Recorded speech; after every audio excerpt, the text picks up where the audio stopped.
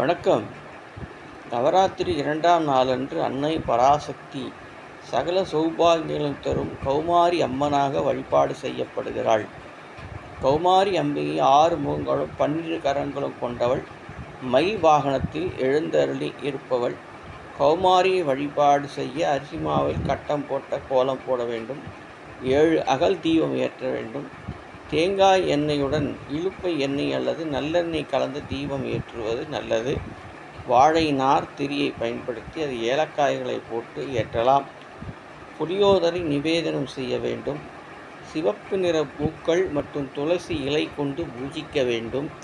வழிபாட்டின் போது மயில் வடிவம் பொறித்த கொடியை உடையவளும் வஜ்ரம் சக்தி ஆகிய ஆயுதங்களை ஏந்தியவளுமான கௌமாரி தேவியை தியானிக்கிறேன். அவள் என் முன்னே வந்து வெற்றியையும் பாதுகாப்பையும் அருள்வாளாக என்று தியானிக்க வேண்டும். கௌமாரி ஆதிபத்தியம் கொண்ட கிரகம் செவ்வாயாகும்.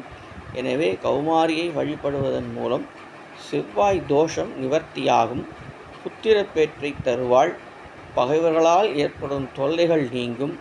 மனதில் புத்துணர்வும் தெம்பும் மகிழ்ச்சியும் உண்டாகும். அறிவு பிரகாசிக்கும்.